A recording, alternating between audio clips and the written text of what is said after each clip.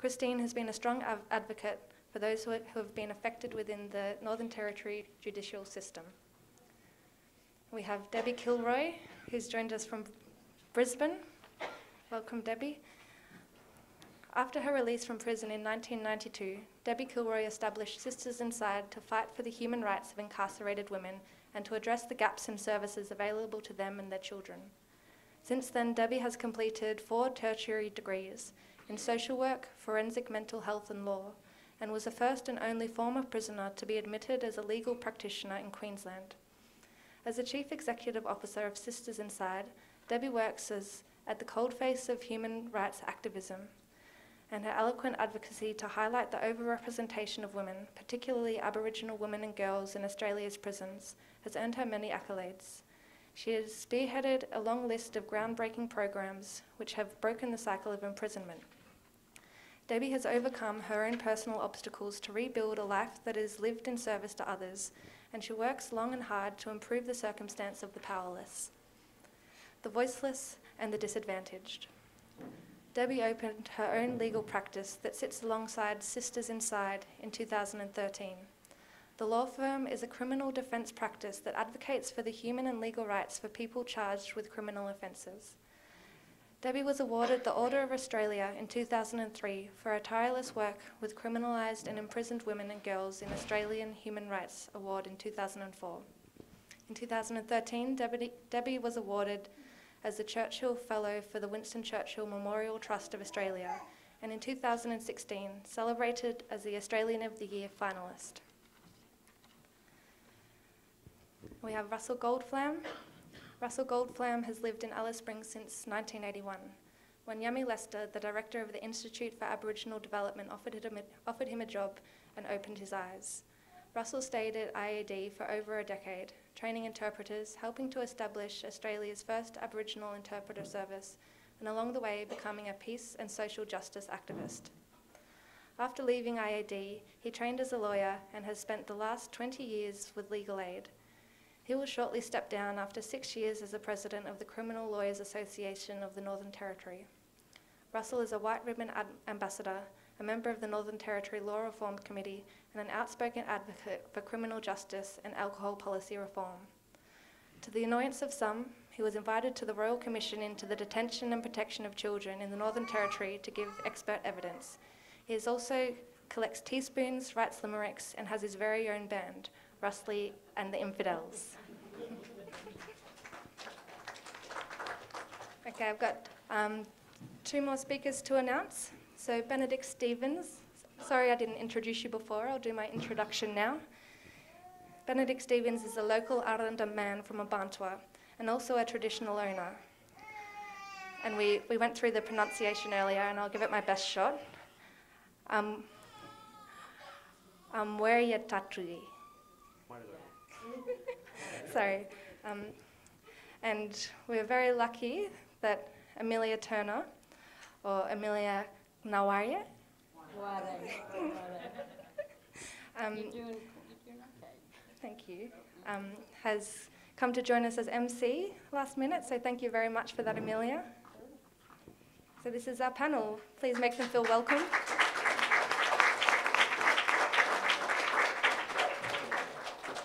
Before I hand it over to you, Amelia, we also have a presentation by Veronica and Pamela Lynch, Sabella Turner, Margie Lynch and Amelia Turner about an alternative to youth detention. Would you like to do that now? Just come up and... Yeah.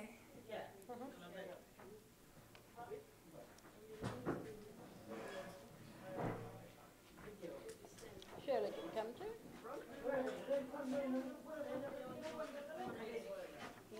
And just point them out so that we will... Where are they at? Shirley, you want the microphone? Nolly? Yeah. Who's there?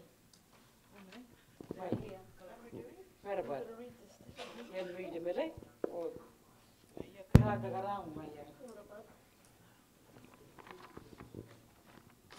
Arrernte Grandmothers, Mparntwe, 28th September 2017.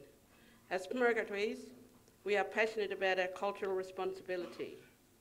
We want to keep our language strong, our laws strong, and kinship systems alive by caring for our children on our country. The strength of our kin and skin, our kin system, Mbanarinja, is our spiritual ownership to land through our dreamings, our stories, and all the relationships that come with it. With the Mbanarinja, we can't fail. We are guardians of our cultural galaxy. We teach, we learn, we care, and we share. Our stories are in the Milky Way. That Two Sisters Dreamings is us. Our song lines go right down south. Ngwalunji Aljeda, corporate dreaming. As grandmothers, as Mercuries, we care for our grandchildren. We want the government to listen and acknowledge us. Kids need to be in country, not in custody. Kids don't need to be behind bars. They need to be out on the homelands, where we as grandmothers and grandfathers can teach them their cultural responsibilities. We demand that youth prisons are shut and no more built, that the guards are placed and police found to be abusing, assaulting, murdering and sanctioning abuse of prisoners are sacked and no more. That community-led, culturally appropriate alternatives to prisons are rigorously pursued and invested in. Teaching our kids language, teaching kids how to read country, landmarks, and holding them strong in our kinship system. No more deaths in custody. Touch one, touch all. We stand up together. Thank you.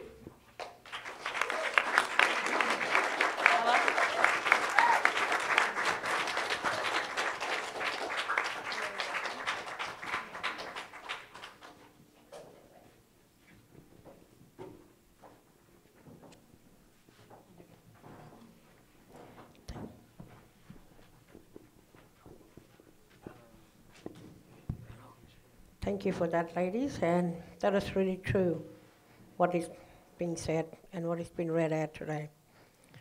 Well, the first question I'm going to ask is Christine Palmer.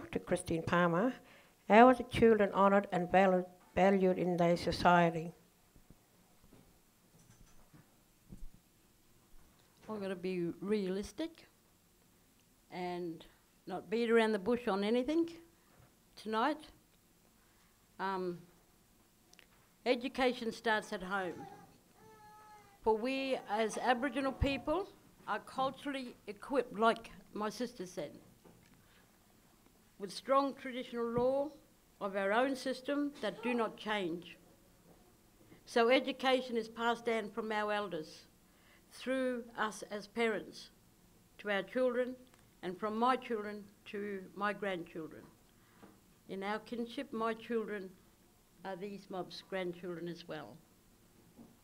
We have a beautiful system, and because of the social structure, the interference of all this money making has ways to try and destroy or dismantle our Aboriginal culture, our cultural practice, psychologically, spiritually and socially. And realistic, we've got to look at the Northern Territory government. I heard somebody say that the Northern Territory government is toxic. And living outside of Alice Springs, I've got a lot of time to think and reflect. And looking at the system, we have an institutional racism throughout happening here in the Northern Territory. And we've got to acknowledge that. So we as Ngware women, sisters, we are making a stand like they had said. To further on those questions, do you want to add your views and ideas? Russell? Thanks, Amelia. Word in Bundarinyamup.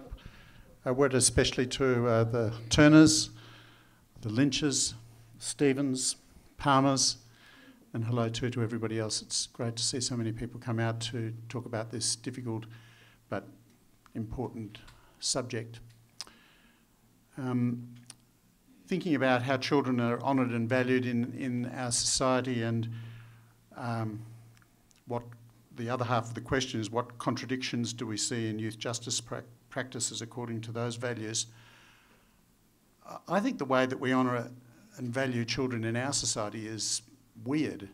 It's like we make them into mini-me's. We treat little girls like porn stars and hypersexualise them, and we treat little boys like boy gangsters and grow them up to be hyper-masculine. And then when they get into trouble and we put them into our institutions, we treat them like little criminals. And we don't seem to have noticed that that children are different from the rest of us. Maybe that's because we infantilise adults, and so much of our media treats us, adults, as if we were kids. But somehow along the way, and I don't understand how this has happened, it's as though we've merged children with people who've become mature adults. We've infantilised the adults and we've adultificated the kids. And the result is that we've lost track of why it's so critically important that we treat children when they either come into care or go into detention or come under some sort of court order for one reason or another. We've forgotten that we've got to treat them differently, and we've got to treat them not as people who are there to be punished and controlled and denounced, but rather for the people who need to be grown up, people who need to be cared for, people who need to be taught, because that's what children are entitled to. And I don't think this is particularly a problem unique to the Northern Territory. It's something which seems to be pervasive throughout Australia, throughout many other countries. But of course, those problems are magnified in the Northern Territory because so many kids find themselves in need of care and in need of protection compared to most other parts of Australia. Thank you for that, Russell. And do you want to add your views as well, Debbie? The first question? Yeah. Thank you. Before I speak tonight, I want to acknowledge the traditional owners of the land on which we gather tonight. I'm sorry, I've got a chest infection, so my voice isn't good. I'd like to acknowledge our Arundel land. I reside on unceded, stolen Nullumpul land, which is south of Brisbane in Queensland, that runs down to Quandamooka, Minjerribah, which whitefellas call Stradbroke Island. My husband, children, they're traditional owners from Bachelor Country, which is whitefellas call Fraser Island. However, my husband resides through his blood connections on Minjerribah, Quandamooka most of the time. I just don't think that we honour children at all in our community, and we particularly do not honour Aboriginal and Torres Strait Islander children. We live in a country that was stolen from the First Peoples of this country, and that continues today. So while we cannot get past colonialism and stolen land, we cannot value and will not value, white society that is, Aboriginal children and Torres Strait Islander children. The world we live in, the capitalist, neoliberal, racist society, ensures that the prison industrial complex and the welfare industry actually thrives. So many people are making money, lots of money, on the backs of Aboriginal and Torres Strait Islander children and the most marginalised, disadvantaged children in our country. And this must be addressed because it's big business. Yeah, and I'm not just talking about a private prison makes money on those that are in the prison. I'm talking about all the tentacles, the police, the courts, the homeless industry, the mental health industry, the black industry, the black money that's taken by white big NGOs, the religious NGOs, that they're the ones that are making money on the backs of the children, and children are not valued. And we see how they're not valued by being taken off their mothers, your grandmothers, their fathers, and how that they're taken by child protection. I'm not sure what they're called here, but that's what we call them at home, or the child stealers we call them. And then they're pipelined then to Resi Care, which is part of the welfare industry that community organisations are funded by government to run, which are prisons in the community. They're houses where children are left, usually with so-called youth workers, dumped, usually one with 2 youth workers around the clock. There may be 2 or 3 more children. However, when there's an issue with those children, a behavioural issue, as all children have, they call the cops. The cops come, then they're criminalised, then they're put in the youth prison. So they're pipelined through the so-called child protection industry, through to the youth prison and to the adult prison. It's a big industry. And we see how children, like I said, particularly Aboriginal and Torres Strait Islander children, are not valued at all by society and are pipelined through that horrendous system.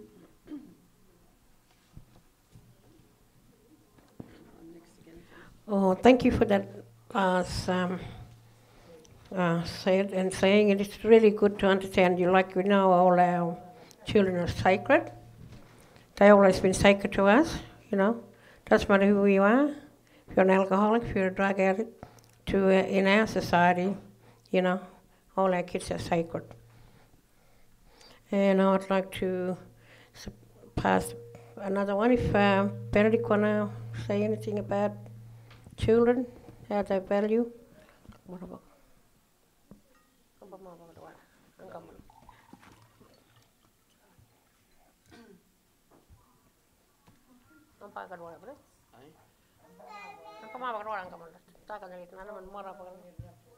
Yeah. Yeah.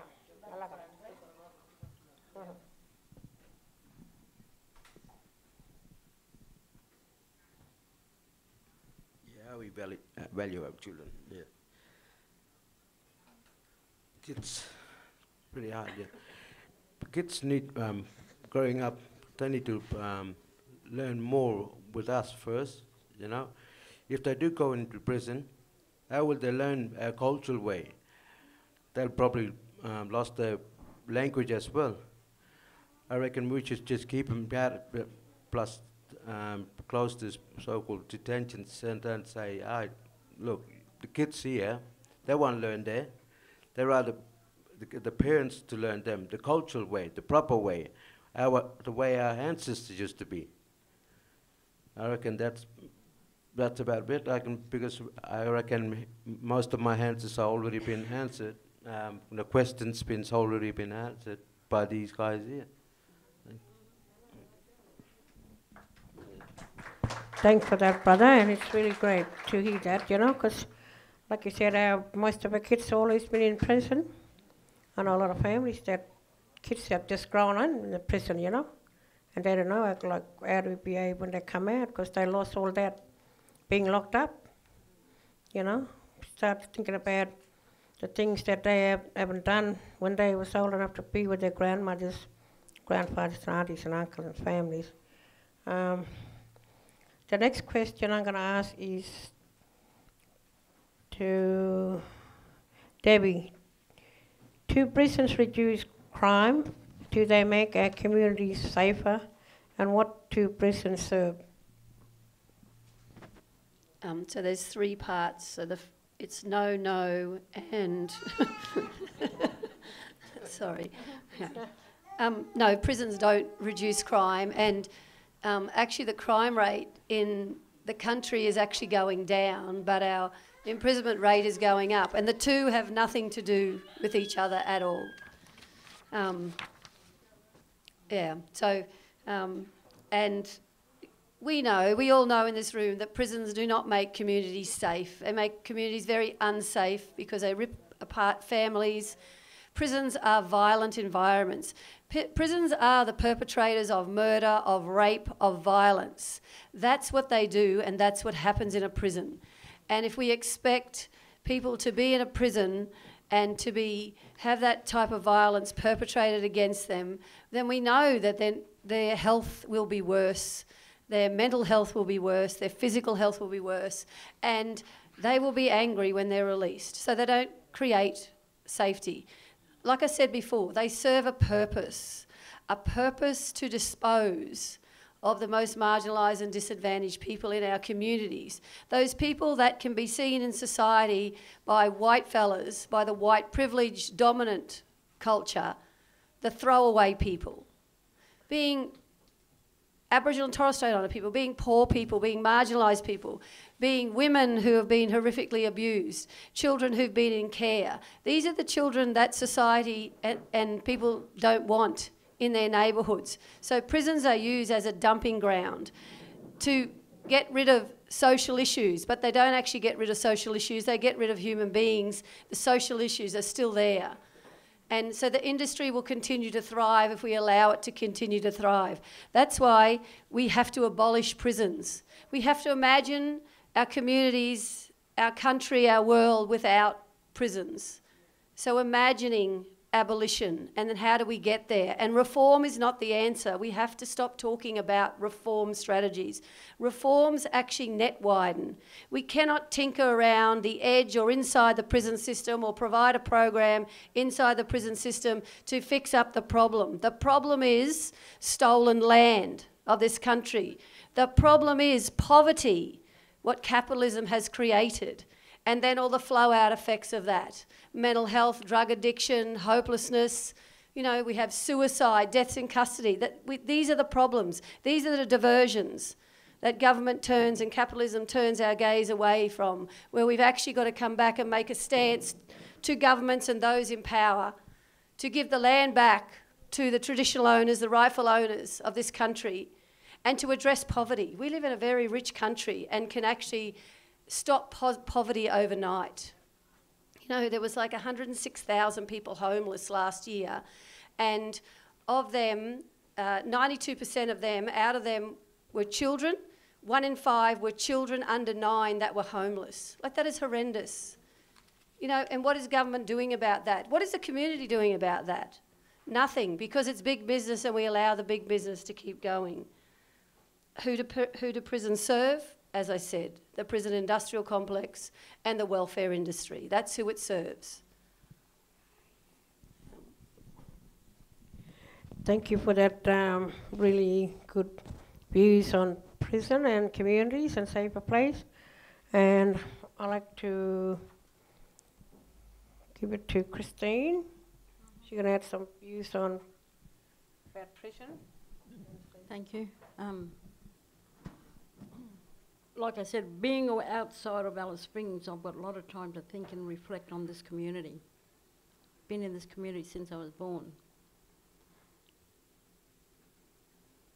Like Debbie touched on, what I've seen that the government is a money-making business.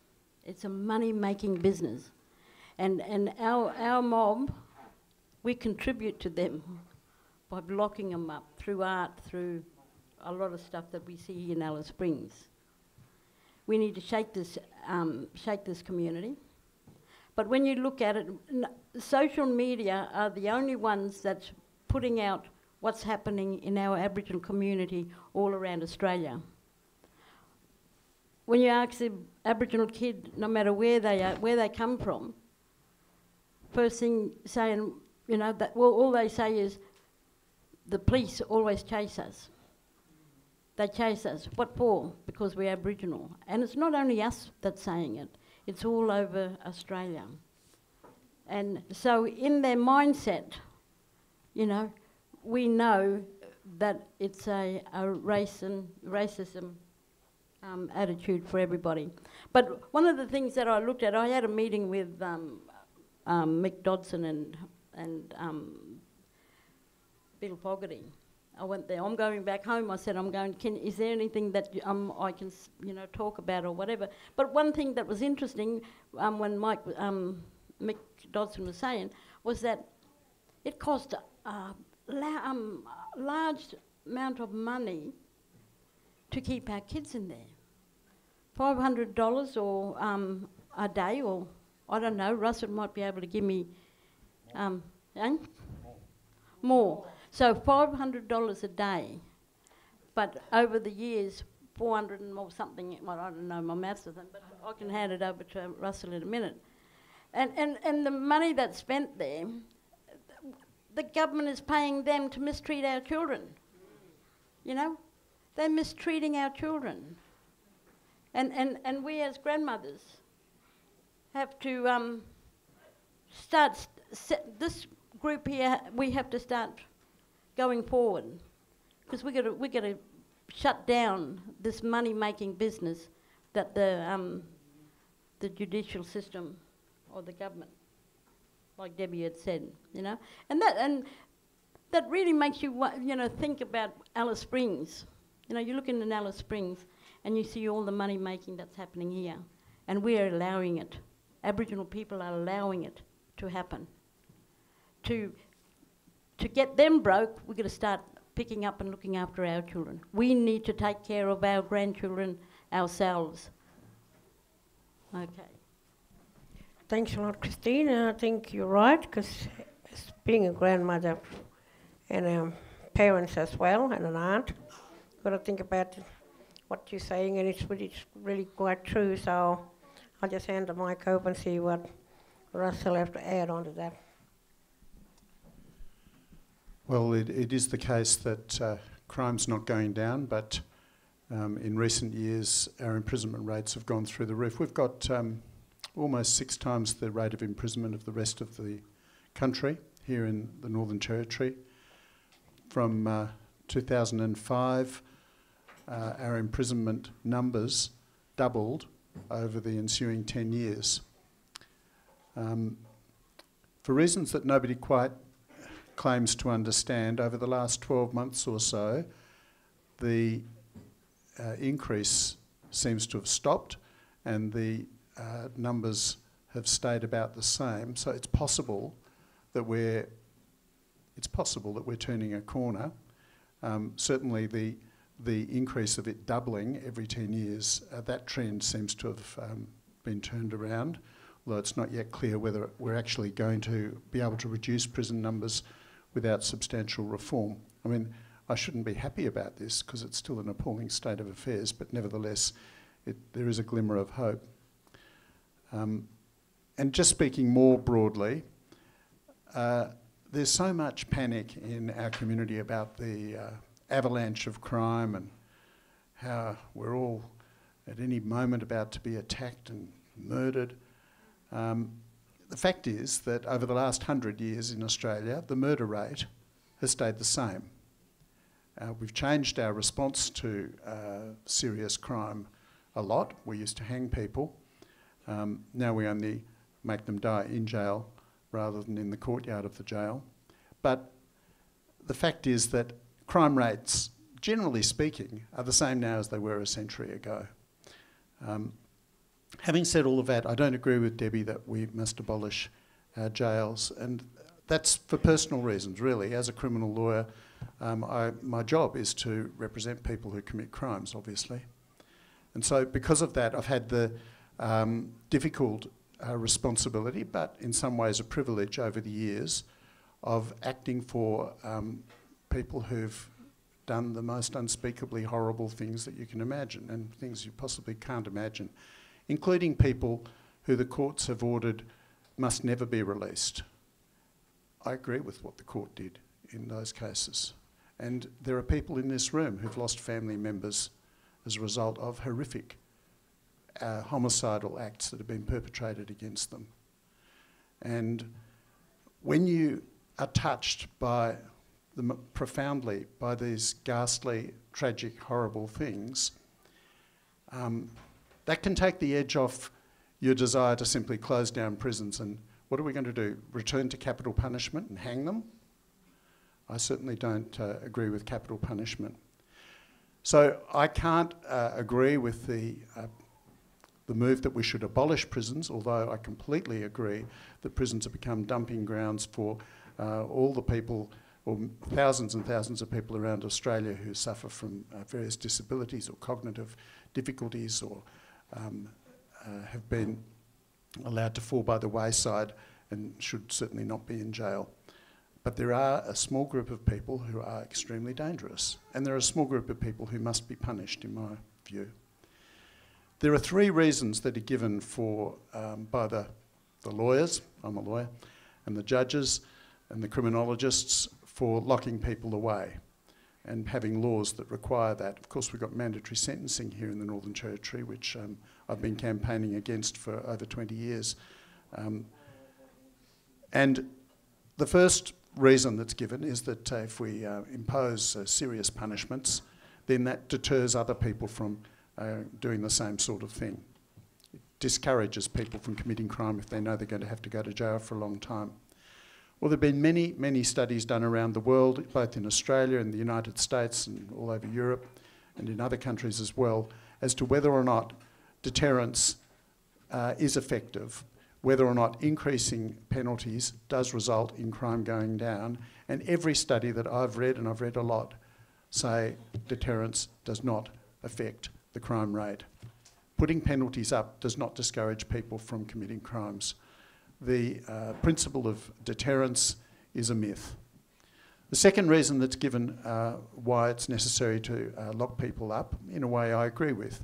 While you're locked up in jail, you can't get out and go off and commit another crime of that nature. And there are some crimes committed by people while they're in jail, but on the whole, people are incapacitated from committing further offences while they're in jail. And the incapacitation argument, I think, is a good one. For as long as the people are inside the jail, they can't get out and run amok.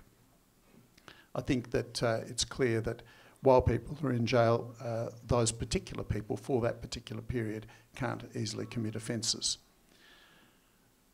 But almost everybody is let out of jail eventually, and usually within 6 months. Most people only go to jail for less than 6 months in the Northern Territory. And there's no question that the effect of being incarcerated on people is to make them more likely to reoffend. Because what is the experience of being in jail going to do to a person? Well, in the Northern Territory, it's humiliating, it's brutalising, it's meaningless, and it means that you're hanging out all day long with other people who've committed offences, so you might well pick up a few new tricks. There's no question that the more often you're sent to jail and the longer you're sent to jail for, the more likely you are to come out as a person who's going to reoffend. So if in the short term incapacitation might be effective, but in the long term incarceration leads to more crime. So the answer to the question, in my firm view, is that prisons do not reduce crime. Prisons result in more crime, even though I can't go so far as many others as to say that prisons should be abolished altogether. As to do they make our communities safer? Well, only in that very limited way that I've talked about. And who do prisons serve? I don't really have anything further to add to what's already been said in answer to that question. Thank you, Russell, for that honest opinion. And I know, as being a lawyer, it's really hard to maintain the outcome of what prison's already about. And just gonna say, if Benedict want to add some views or say what how to reduce crime, or how do we make communities safe, and who do prisons serve? I just answered the first question. Do prisons reduce crime? In some ways they do, but really it's making them, young fellows, just by looking at walls, especially inside the prison, you sort of like encouraging them as well. See, you're making them more mad. They'll only come out and say, "Oh, I'm a man now. I can do any crime. I'll go back in."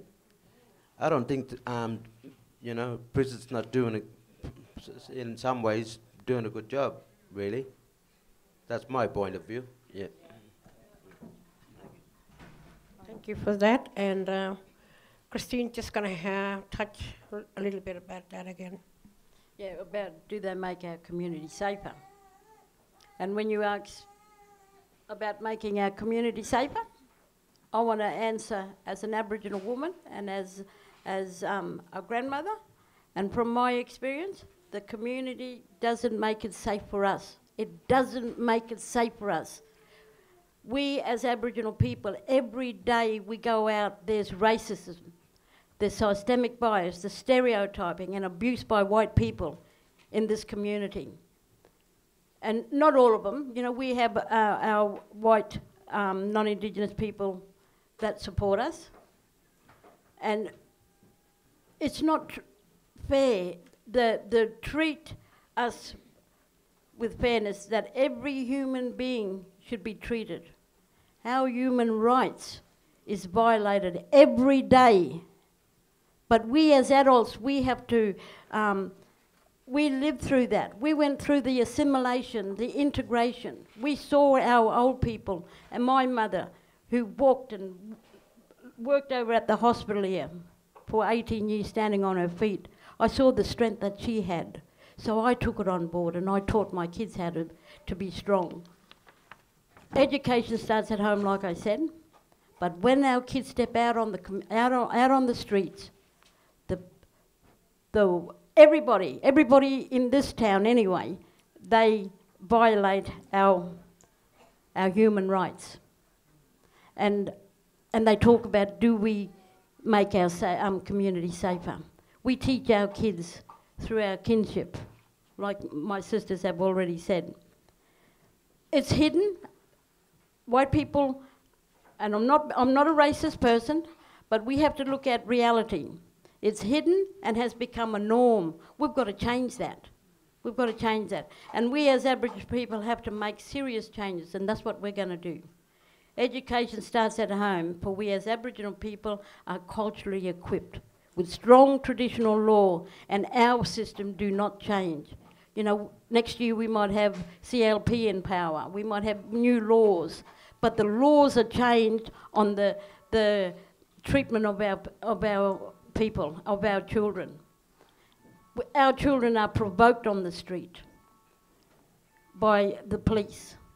No matter where about in Australia, they are provoked.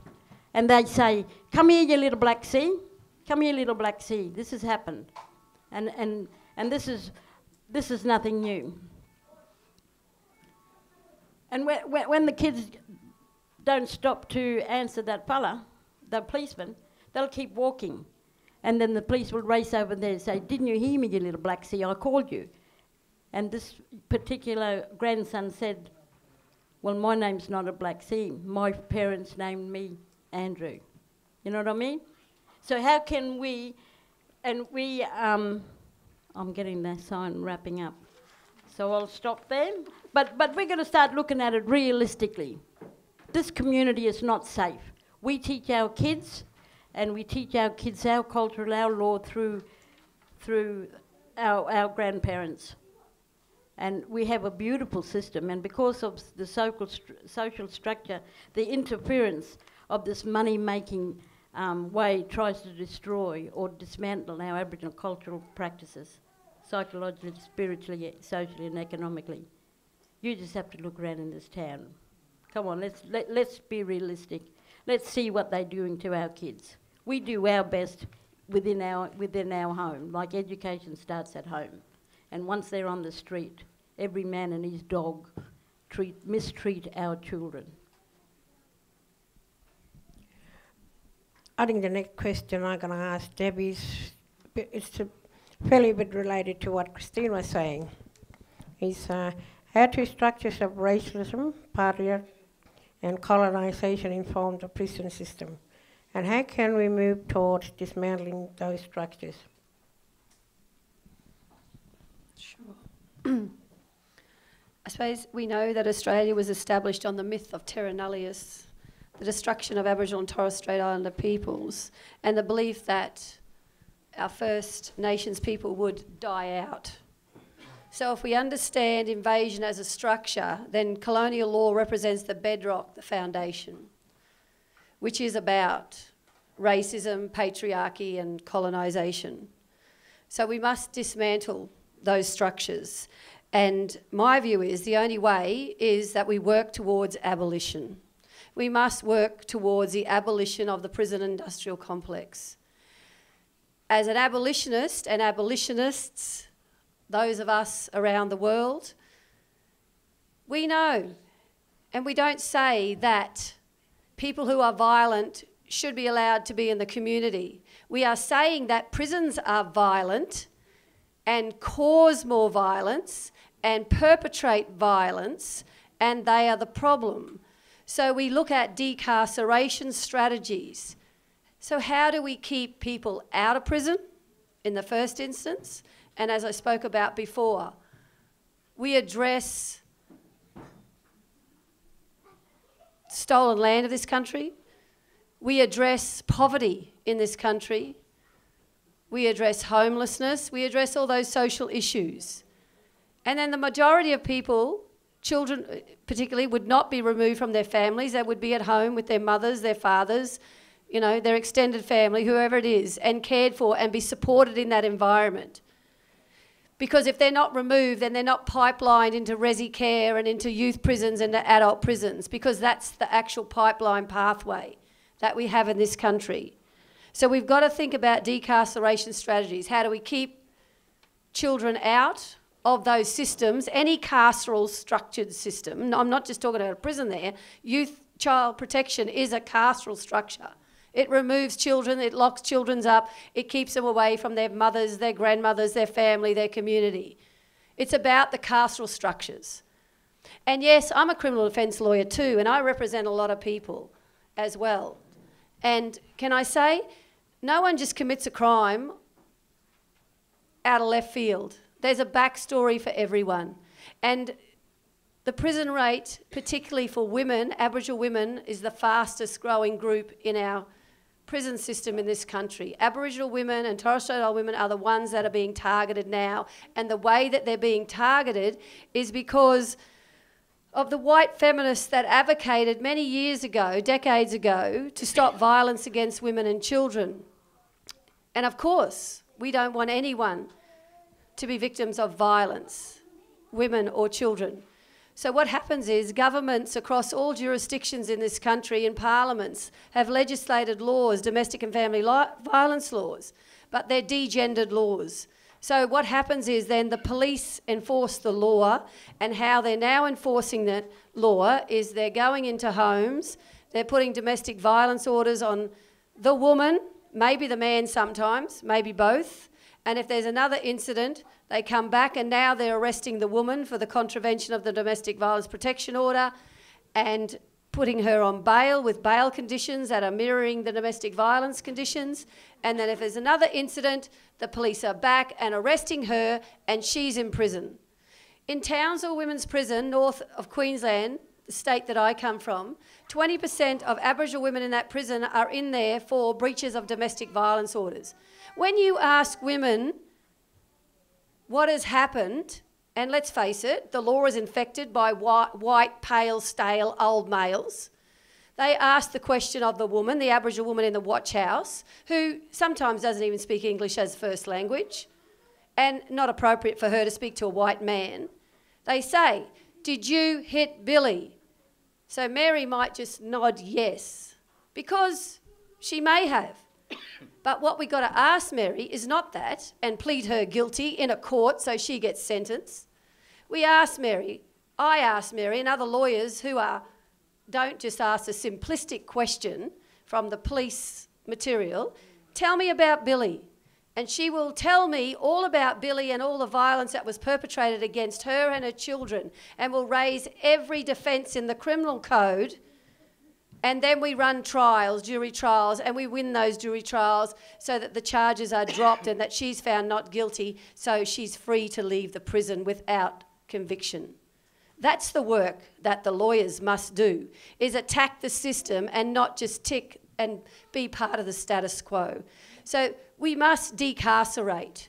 And that means many things and many different things for many communities to think about, and not reform and accept the structures that they are. Because those structures are going to be there all my lifetime, but we need to challenge them. We cannot just accept and say, well, that's what we've got, because they're colonial structures. They're structures that were forced here on you, Aboriginal people, Torres Strait Islander people, to steal your land and, like I said before, to ensure that you die out. And I do not want that. And the only way that we can do that, because we know that the fastest growing prison population is Aboriginal women, is actually to tear the walls down and use the walls as bridges so we can connect the women back to their communities.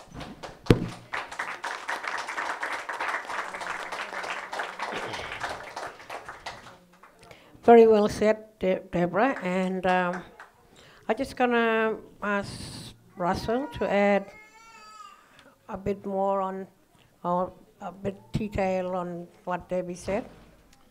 Thanks, Will. As a stale, pale, old white male, happy to have the opportunity to discuss this question about the structures of racism, patriarchy and colonialism and how they inform the prison system. I don't like the question, and I'll explain why. I get racism, patriarchy and colonialism. I grew up imbued with the theoretical books that I read when I was a teenager and absorbed those teachings, and they've informed my value system and the way I've worked ever since. Proud to say that.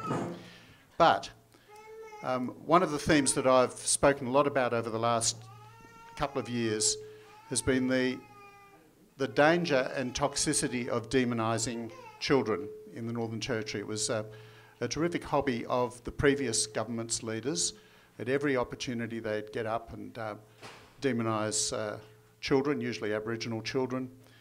And I've spoken a lot about what a horribly corrosive thing that is, and how dangerous it is for people in authority to set an example that it's okay to trash kids. So I'm an opponent of demonising language. And I think that the question as it's framed kind of does the same thing. It demonises the people that we don't agree with. Not only that, but it's to embrace a language of victimisation. It's to say that all the people in jail, and in this community, it's to say the Aboriginal community, we're victims. Obviously, I'm not saying I'm an Aboriginal member of the community, but it's to say we're victims of colonialism, we're victims of racism, we're victims of patriarchy. It's not that those things aren't true, but what does it achieve tactically when we're trying to bring about change? And the fact is that if we're going to get change, big change in our justice system, in our penal system, then we've got to persuade the government to take a different view. I mean, we've got a new government now, and I think they have got a different view, but there's a long way to go. And when we're trying to, as a lawyer, my job is an advocate. An advocate is a person whose job is to persuade other people round to a point of view. That's what we're employed to do. And when you're trying to persuade somebody who don't agree with you, the worst or the least effective means you can engage in is to call them names. That's the demonisation that I've been talking about. That's the demonisation which ultimately meant that the last government in the Northern Territory got turfed out, thank goodness, because they turned everybody off with their toxic language. I don't think we're going to persuade people around to our point of view by pointing at men and saying, oh, you're the patriarchy, and pointing at white fellas and saying, you're the racists, and pointing at business owners and saying, you're the colonialists.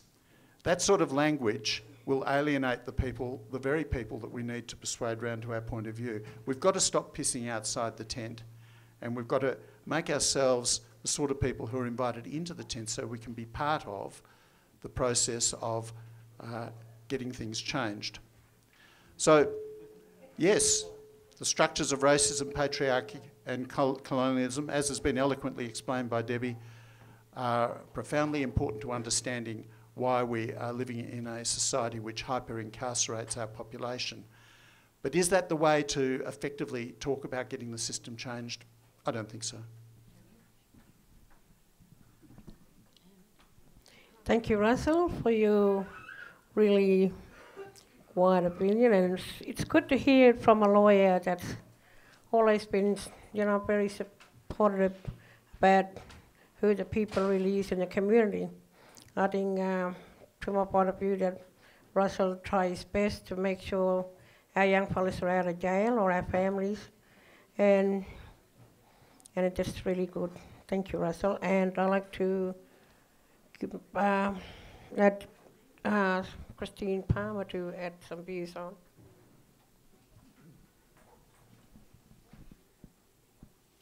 To answer that question realistically, we need to understand the power of the white authorities has to be fixed within the whole judicial system. And realistically, do you really think there is room? Who's, you know, we've got these people in the judicial system who has this view of treat the Aboriginals like animals, because they are animals. I've heard this over and over interstate, and I don't like it. I don't like it at all, but it's there. It's there.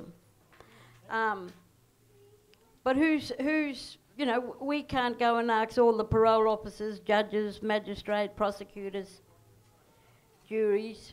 I've noticed there's a lot of white juries now. There's, you know, it used to be fairness before, where we had, you know, half black Aboriginal people, half white people. Like I said before, it's a company, and it's bigger than us. When we start looking at the government, it's really big, and we're not part of that company, not part of as all, but as honesty and respect.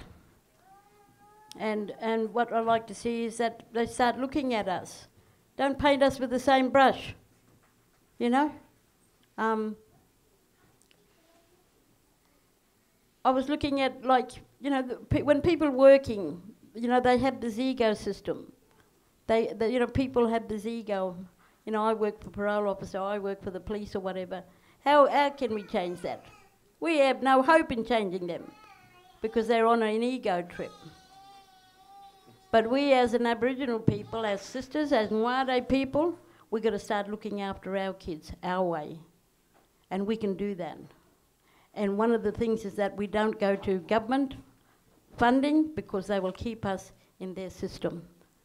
We need to look after and take care of our kids, ourselves, our children, our grandchildren. And if I'm not here, well, all the mothers and grandmothers are here to look after my grandchildren. And we go back to that system. We don't take money from the government, because we have to do it their way. There's funding elsewhere where we can go.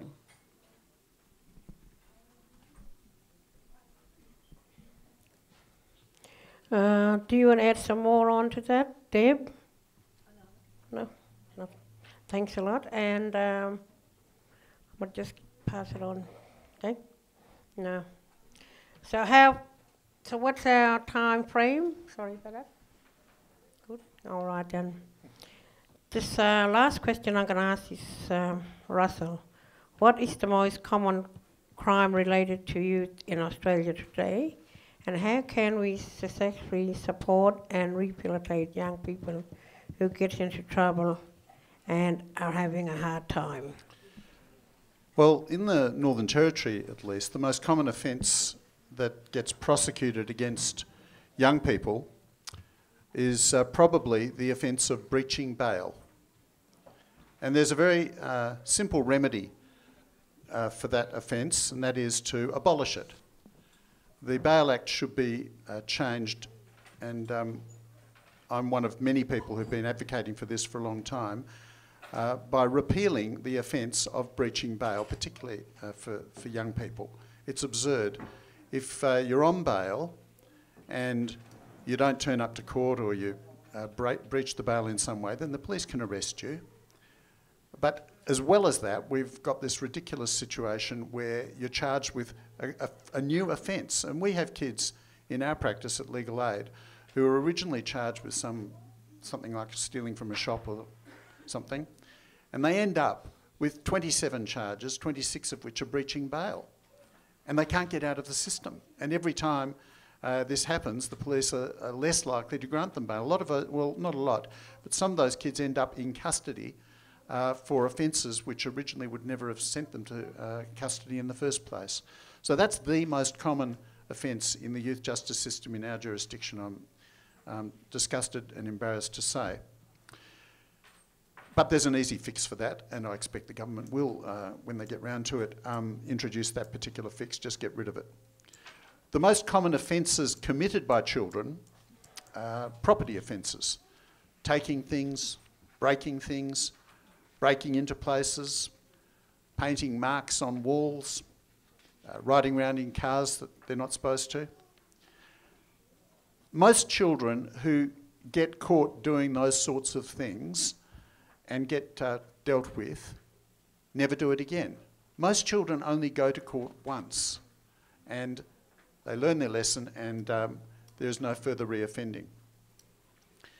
But the best response to those sort of examples of misbehaviour is not to send them to court, but to divert them. And we do divert a lot of children in the Northern Territory, but we could divert far more. And we've got, again, embarrassingly restrictive rules which prevent us from diverting lots of kids who get into trouble who would benefit from diversion, but the way the law is worded, then they've already had their shot. They're only allowed to have two times that they get diverted. After that, they have to go to court. There's no logic to that. That's just the way the rule is.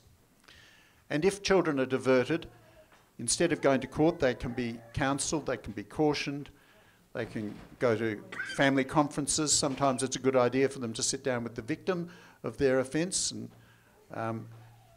get looked in the eye and talk to the victims. And if there are serious underlying issues, because as was pointed out before, when people misbehave, there's always a reason. And if the reasons are really serious, if there's serious dysfunction in the family or the community, if they're living in a household that's racked with violence, for example, and that's why they don't want to be at home at night because they're frightened and they get out in the street and get into trouble. If there are serious underlying issues, then we need to engage with those children and their families and their communities and get a case manager to make sure that we don't lose track of that kid, but keep an eye on things to make sure that they're being looked after effectively and address the underlying issues. And we should assume that every child who misbehaves has been traumatised. That's what we need to assume here in the Northern Territory, maybe in other places as well, but certainly here in the Northern Territory, we have to assume that, and we have to act accordingly, respond accordingly from a trauma-informed perspective. Now, it may be that some of those children haven't been traumatised, they're just being naughty or even criminal. But the starting point should be, there's a reason why this child is behaving like this and something bad's happened to this kid. That's our assumption that we start with. And then we look for that thing and then we address it. We should intervene early and intensively, but not in a coercive, intrusive way, but in a way which honours and values those children and turns to their families, who are always, however dysfunctional the family is going to be, there's going to be somebody in that family who is going to be a rock for those kids. And we've got to find that, usually a woman, usually a grandmother, and engage with her and find out from her what it is that we need to do to give that child the safety which will deal with the trauma and address the offending. And we also need to have quiet, charismatic heroes working in youth justice and child welfare systems.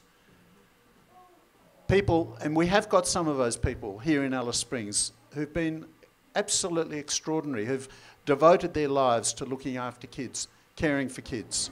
We need to nurture those people, value them, honour them, pay them, train them, support them, give them facilities which are properly managed, supervised and resourced. We don't want shouty bullies. We don't want aggressive prison officers who go around beating up kids. We don't want mealy-mouthed bureaucrats. We want heroes. Thank you, Russell, for that views on how we can, keep our young people successful and having trained. But I'm just going to ask Debbie if she got just put some views on that. Sure. I suppose the so-called crimes that we see are street types of offences, usually behaviour, and the majority of children that are criminalised are children, as I said before, who are in residential care that have been removed by the state, and then the police are called because of behavioural issues in the residential care houses, and then they're pipelined into youth prison. And we know that the majority of children are in there for are on remand. We used to have an offence that if you breach bail, it was a separate offence. The LNP, the right-wing government, enacted legislation. Since Labor's got back in, that's been repealed, so that offence is no longer there, which is good. We had the same situation with many children being charged with breaches of bail over and over again. But I mean, fundamentally, we're talking about children. They're children that are going to have behaviours. They're children who are going to... Children push boundaries. You remember when you were a child, a young person? I know I did, and I'm sure everybody in this room did. You push boundaries. You ask questions. You test the adults and test authority. You know, we can look at other countries, for example, in Europe, that, you know, where we could actually repeal all laws to do with young people so that they're not criminalised or charged with any type of criminal offence, and deal with the behaviour in a social context and not in a criminal law framework. And that then would allow us to shut down all youth prisons and allow then the millions and millions and millions and millions of dollars to be given back to the community to address those social issues. And not to prop up the welfare industry any longer. But like you said, you know the answers for your children in your community. You could have millions of dollars. Imagine what you could do with that and how beneficial that would be for the children.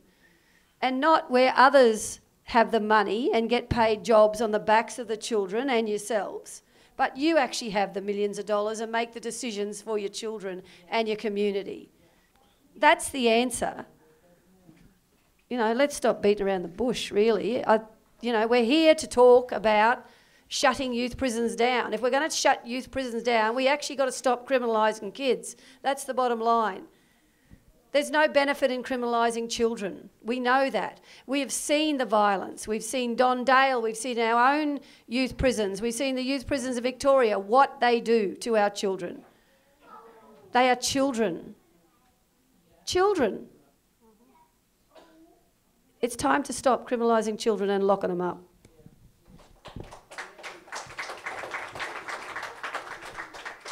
And before we go on to the next question, I'd like to say that we've got to not forget their parents. We've got to get their parents involved in it as well. We as grandmothers, a lot of people come to us, but we've got to look at the parents. Don't leave out the parents. The parents need to be involved the minute they get picked up or whatever. They need to be told why. They need to be educated around this is what's going to happen. Because a lot of the times our parents don't know the system, so there's that fear there, you know. Oh, well, I don't know, we'll send her, go and get your grandmother to go. So we need to go back and give the parents, we need to get the parents to start walking through this judicial system as well. Thank you, Christine, but I'm just going to add some of my own ideas. I think, like what you said, the getting the parents. Sometimes, as you know, this is the town of Alice Springs, and our kids go AWOLs everywhere. And our parents sometimes they're fairly young themselves, the parents of the kids. So where do the kids turn to? Their grandmothers, and the kids all pile up in a safer place.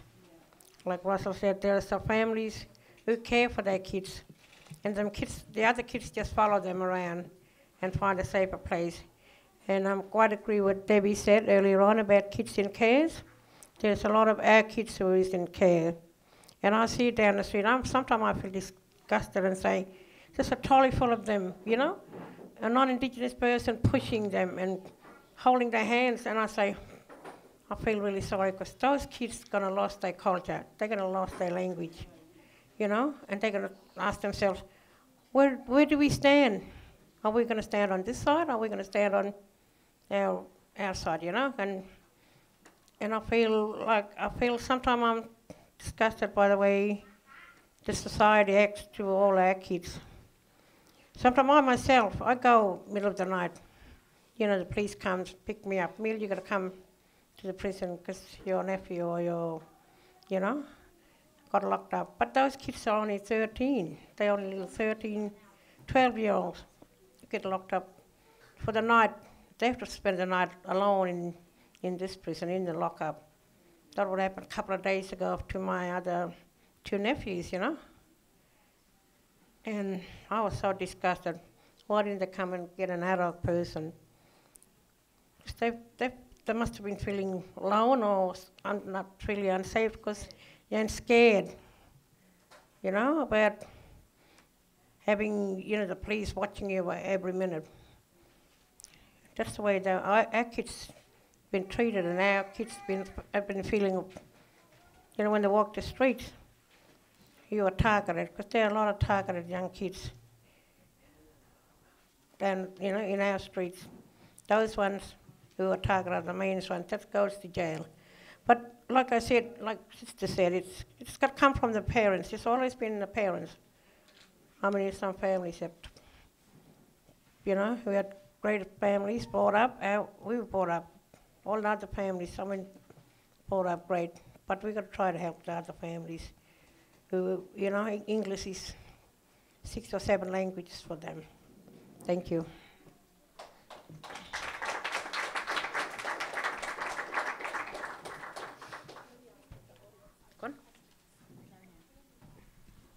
We're going to wrap up now, but before you go, would anybody like to ask any of the panel any questions?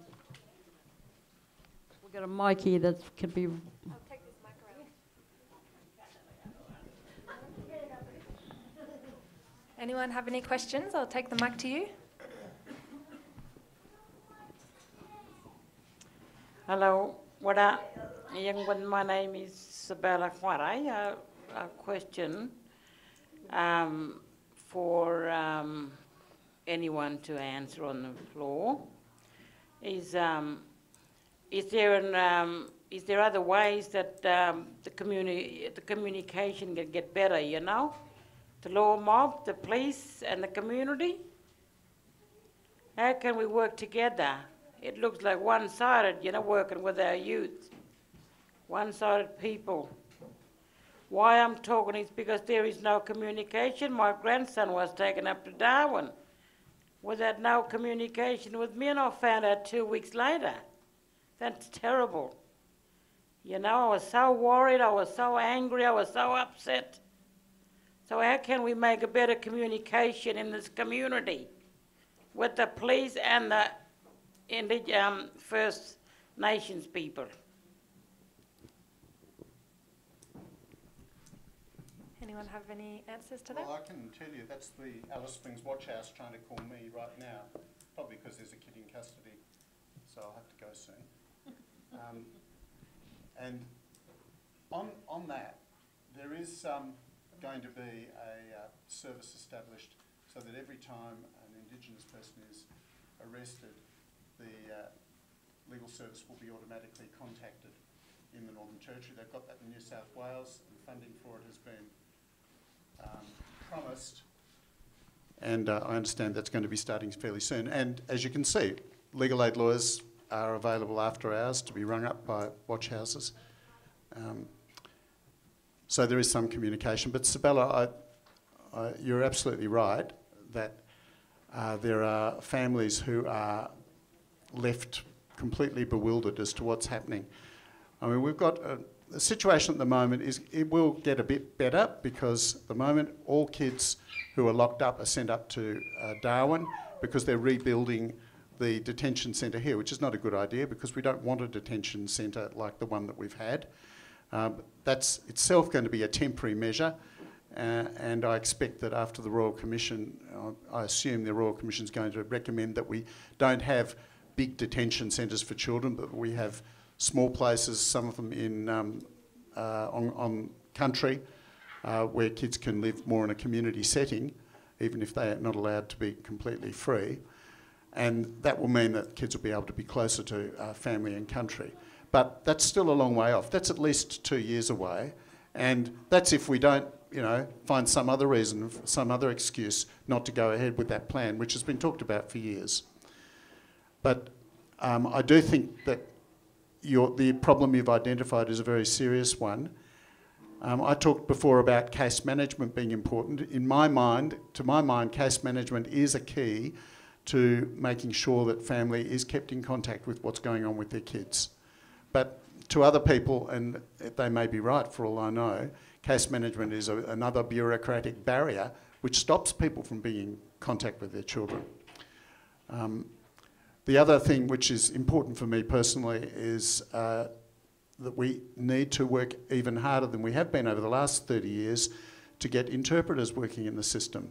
And you're an interpreter, and there are other people in this room who are interpreters and we've worked together to get interpreter services, and we've got much better interpreting services than we used to. We have interpreters down at court every day now, but there's heaps more that needs to be done in that area as well.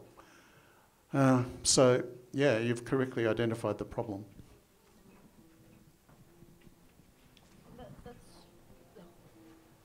I just wanted to ask a question of Russell, even on a reformist argument, without getting too much into reform versus abolition, but even on a reformist argument, that example of being notified by the Watch House when there's an Indigenous kid in custody, that was a recommendation from Royal Commission of Deaths in Custody, and it hasn't been implemented across the country. There was only a handful out of 400 recommendations that ever got touched on, and one was that when any Indigenous person's locked up, they should have a visitor and notification made. That's not even happening. So even on a reformist argument, if there is good recommendations made by the Royal Commission, how are we going to ensure that they aren't shelved like the last Royal Commission, and make sure that the important things for our kids are actually put into place and pressure the government? Well, one way is that groups like Shut Youth Prisons keep on doing what they're doing and keep on making their presence felt, not letting governments get away with shelving. I mean, we've had so many reports into the youth justice system. Forget about the Royal Commission into Deaths in Custody. That's old news. You're right, by the way. A handful of the recommendations have been implemented, and you're quite right to point it out. But in the last 5 years, we've had the Vita report, we've had the Carney report. Before that, we had the Little Children Are Sacred report. We've had the report of the Children's Commissioner, Howard Barth, and we've had the report of the current Children's Commissioner, Colleen Gwynn. That's 5 reports we've had in the last 10 years before we even found out about what led to the Royal Commission. So the problem you've identified is absolutely correct, and it is profoundly depressing to me that the problems that have been identified in the last year in the Royal Commission were by and large problems that had already been the subject of official inquiries, had already been the subject of recommendations, and yet there seemed to be no political will. It does make a difference when you get a change in government. There is a window of at least a year and a half, I'd say, after a new government's elected, full of promises and enthusiasm and more progressive ideas in this case, to be able to get reform going. And that's certainly been a big part of my focus over the last year since, well, it's exactly a year ago that the government was elected. As yet, we haven't seen any significant legislative reform, but they keep telling me that it's in the pipeline, so I'm not going to give up. But I'm afraid that you might be right. I'm afraid that we might see this new lot of recommendations that will come out at the end of November ending up on a shelf as well. Well, I feel like that's the reason why reform's useless. Yep. Why it's a waste of time, because it doesn't actually happen. That's why, Yep. Get rid of the detention centres altogether. One of the things I'd like to share, Arundel House used to be down there, and I worked down there, and we had a bloke named Eddie Taylor, God bless him, he's no longer with us. He shook this town. He had a group of people that checked on the watch house anytime, every time, around the clock. They used to go there and just check to see what youth they had in there. And he'd get them out and really go mad at the watch house and the police there, because some of our kids used to stay there all overnight, you know, sort of thing. So what he done, he had this round-the-clock group of people that went there and kind of cop watch sort of thing to see who was in there. We could start that again. I've been talking to Shut Youth Prison. We need to get a group of people to go in there and check who's in there, you know? Yeah. I think that's the best idea. Why are we relying on the police to tell us where our children are when they're the ones that have taken them? You know, they have no investment in telling you or telling me where our children are.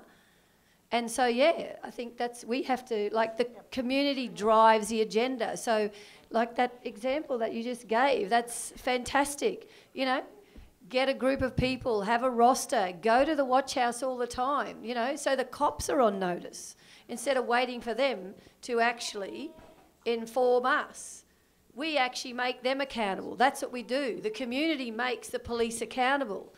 Instead of relying on them or, you know, handing the power to them. It's time to take it back. You know, we cannot rely on the police. It's simple as that. Excuse me, there is already something like that in place. People can volunteer to be at the watch house.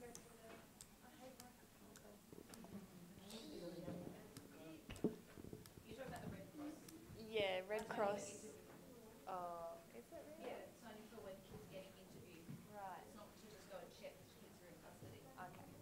Well, regardless, Red Cross has an interview one where you can sit. So when families can't be contacted, volunteers can come and at least be present and remind those young people to not talk to police, to talk to their lawyer, and make sure they get their call to family and things like that, at least at that moment.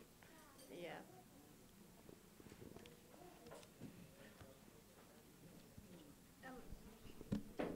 Any other question? Yeah. Okay.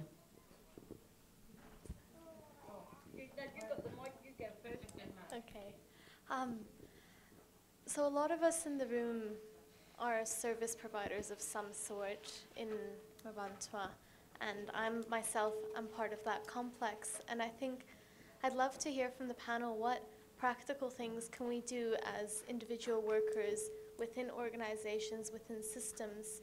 What have you done, or what advice can you give people on the ground right now to actually start advocating further for those changes, to start actually building that solidarity within workplaces, not just within activist groups, because we do hold that privilege and we do hold a lot of that accountability already. We can do it, but how do we actually connect with each other, build that safety so that people in hospitals, in women's shelters, in case management organizations, how can they become activists in the work? I'd like to just point out, I used to find it really frustrating working with this family because there's too many organisations working with that family.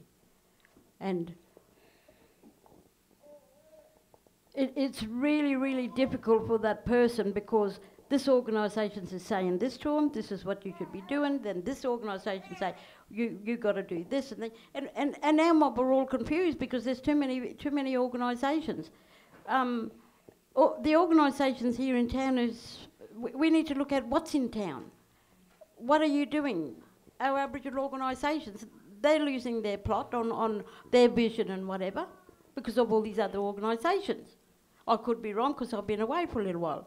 But we're going to start looking at what organisations. We've got to do that community mapping of the thing in this town. Because our family, poor thing, they'll just go along with this group here because they might be providing a motor car to get up to town. So they'll go and they will talk and they'll say yes, yes, yes. You know what I mean? But in respect to what you're saying, babe, we need to really have a look at what this family is, what's going on with this family. How can we fix it? Are we the right organisation to do it? You can have children, youth workers working with the children, whatever, but you've got to be all in one. You've got to all be together and work out what the problem and how we're going to do it. Because it's so confusing for that adult, for the parents, I mean, you know? You want to add to that,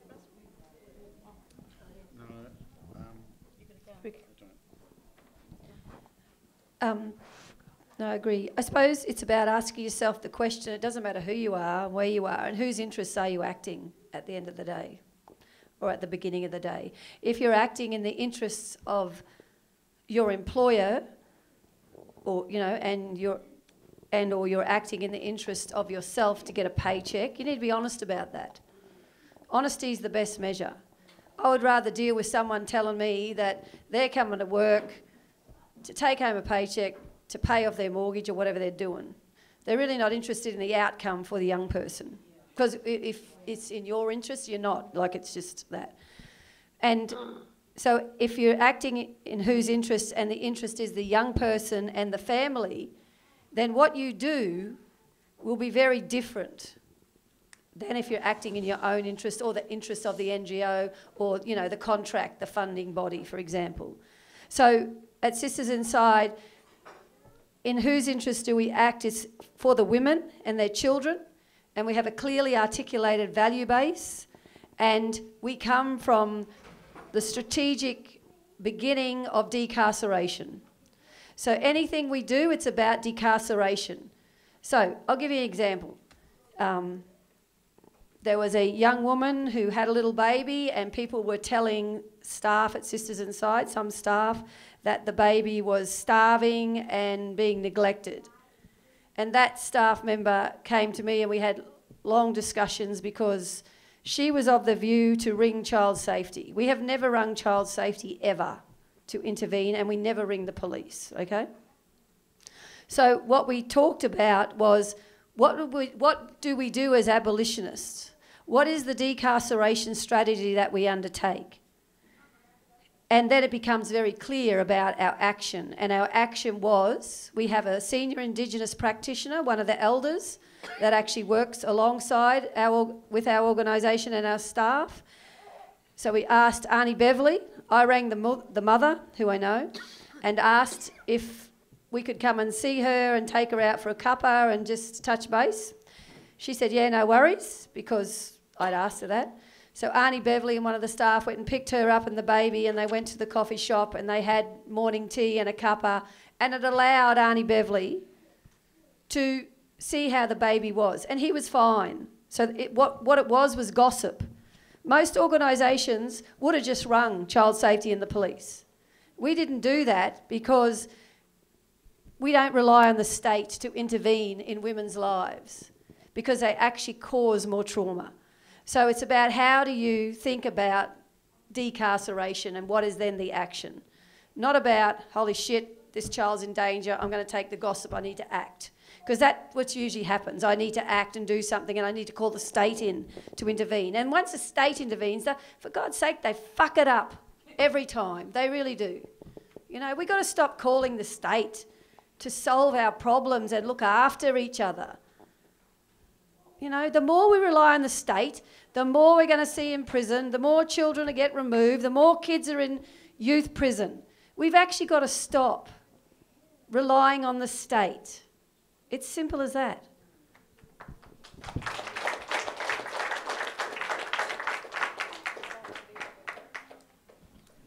There is something I want to say, just to answer that question as well.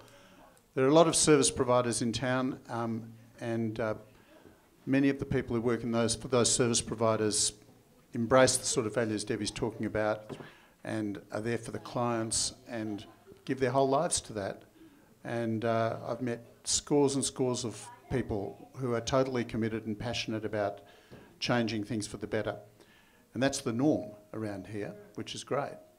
What I want to say, I'm not going to give people advice about how to do their jobs better, but I will say that it's dangerous work because we live in a community with terrifying levels of violence, interpersonal violence.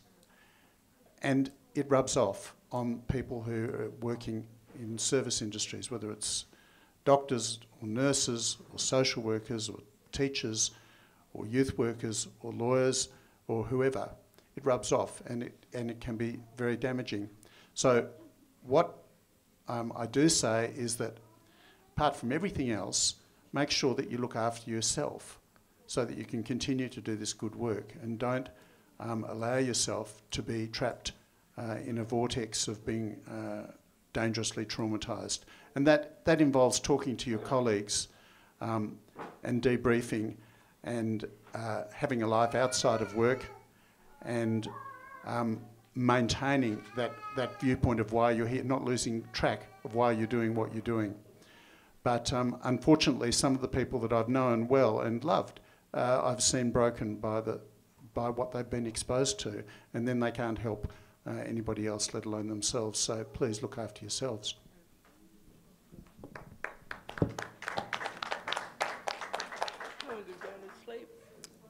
Hello? Oh, you're getting a response. From that question. We'll get straight back to you, Maggie, sorry.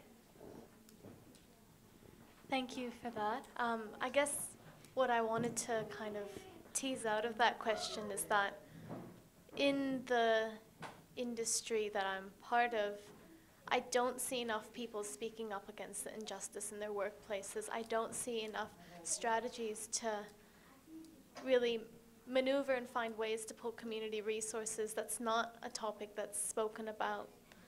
Injustice is a big elephant in the room that's ignored or covered over or told that we're burnt out because we're dealing, and I do agree because I work in a very, very, very high risk workplace where I'm seeing probably some of the most traumatic things in Alice Springs every day on my shift, but I don't think it's the clients that traumatize me. I think it's the systems that I walk away from an interview with a client and the police tell me, oh, she's lying.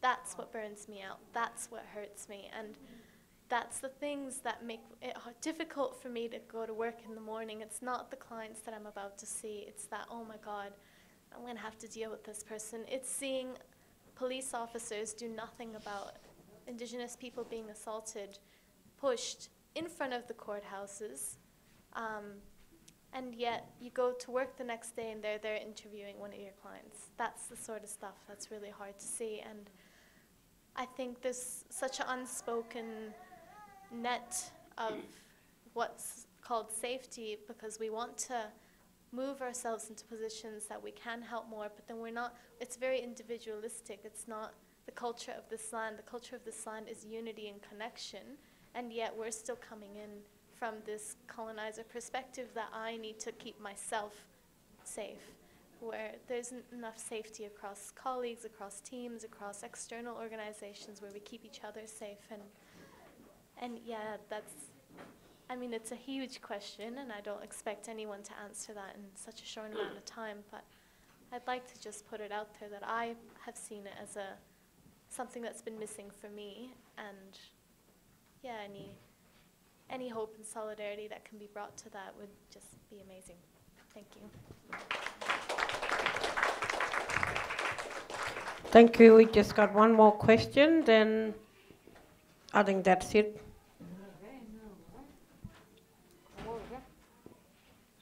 Hello, my name's Margie. Just got a question for the panel isn't the police required by law to have like a legal guardian, their parents or carer with any of the children that they, bring off the streets or arrest and are bringing them in to the lockup for questioning? Like, are they required by law to have some? Yes, they are. Yeah. Why did the police arrest our kids on the streets at such young ages and then take them to the lockup, leave them there by themselves, and then kids are traumatised by being in that space, and then, the police go running around to look for the carer after? I just sort of think it's a backward process. Like, why arrest the kids then?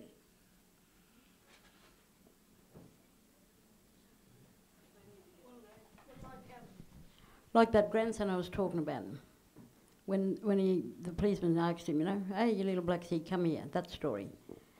Well, not me, but the family was looking for him, and somebody who was at the post office, because this young fella jumped off the bus to go and meet his mum to buy shoes, and that's when he got scruffled up and they said, oh, when he talked about my neighbour's Andrew, my name's not Black Sea. He went to the watch house, and he was there all night, and the family was looking around for him. You might have seen, like we do, we run around and look for kids, you know. Well, somebody said, no, we saw him. Policeman took him, so he was in there nearly all day, in the watch house. And by law, they should be contacting family.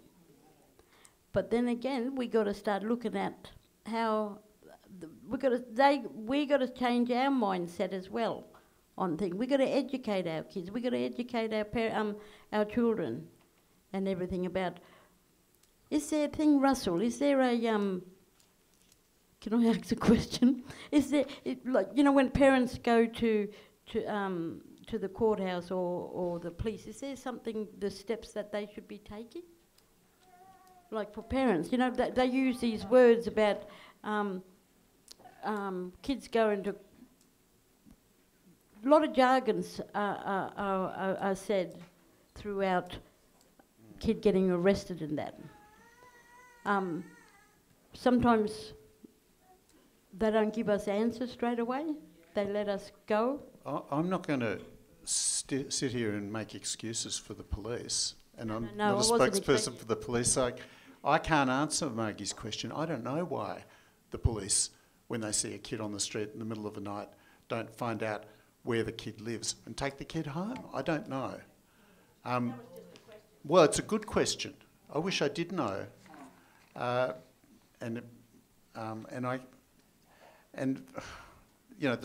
What you've talked about with your nephew Andrew, that it also it makes me feel ill. Because I don't agree with it either.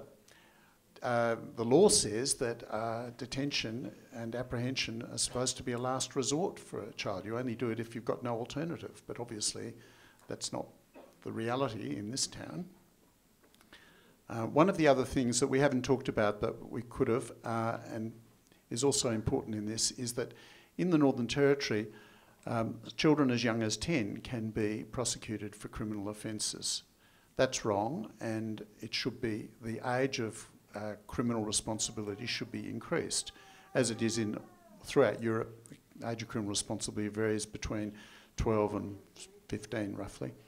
And there's no good reason why we should, that I'm aware of, why we should say that a 10 or an 11-year-old or perhaps a 12 or 13-year-old should be considered capable of committing an offence. If they're not committing offences and they're in a place where they are at risk, then they should be taken to a place of safety. That's not a watch house. And that's something that we've been I'm sure everybody here agrees that we should raise the age of criminal responsibility. It's something we've been working on. We've heard no indication from the government that they're going to change that.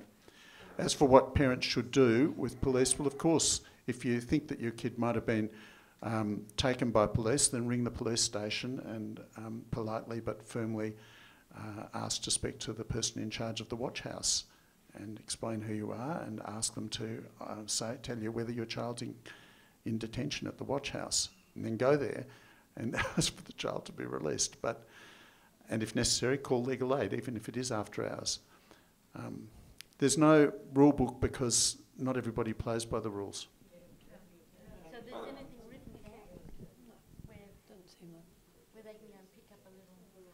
It seems like what might be good for this community to do, what I'm hearing is, look, information is power. The law is very powerful. And so there would be community legal centres here, there are, and so it's about educating, getting community education going for you all so you understand the law in simplistic terms and what your rights are and what your children's rights are. Because if you know that, then you can have them practical steps that come out of the community education to know what to do if your child's been arrested or the police have taken him. If you've got the power through the information and the police know that that training is going on, they will back off because information is power. And so I suppose it's about where is there a community legal centre that can run you know, they get funded to run community education sessions. You know, maybe it's someone here needs to ask and approach and to run some community education sessions for you so you do understand what the law is and what the process is around these issues. Because when you understand that, then you will know then how to manoeuvre yourself, you know, to get the answers that you need and not feel so powerless and helpless and distressed because they've got your children in the watch house. That's a really great idea. We'd be happy to try and get some legal sessions, community legal education like that happening at Carlos. So maybe I'll speak to you Kungas after and get some numbers and things. If you're interested, we can run something like that for sure. We're a Ngware group. We're sisters. Our skin is Ngware. Kunga is a Pitjantjatjara word. So let's get that right as well. Thank you. But thank you. We will take up your offer, and we need to get that out ASAP sort of thing. All right. That was, thank you so much to all our panellists for a really great debate. I think we're going to wrap it up for the evening. Tashani just wanted to share a story, but she's going to do so through me. So if you can come and just remind me of what happened again. There was a man and he was in a wheelchair.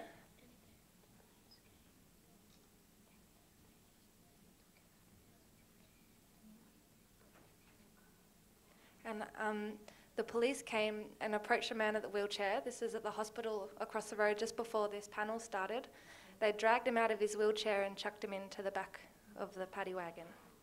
And Tashani witnessed this, and she's very vigilant, and she's got an eye for injustice. So, yeah, it's just a shame that, you know, our kids have to be exposed to this kind of crap. Yeah. Yeah, thanks to Shani.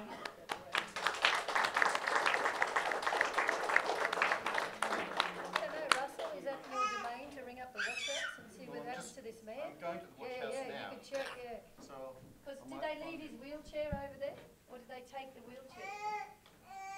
Do you know, Dale? Did they leave the wheelchair?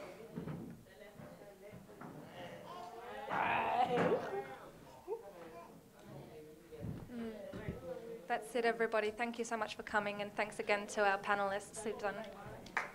And thanks a lot. And one more thing, I'll hand it over to Merritt for a final announcement. Just, you all probably already know about it, but tomorrow we're going to have a rally on the courthouse lawns from 12 noon around deaths in custody and shut youth prisons.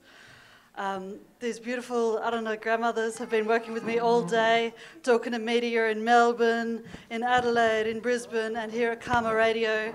And so we've got the word out, and please join us on the courthouse lawns. It's to remember all deaths in custody, especially that fella that passed away last week in Tamworth, and also to shut youth prisons.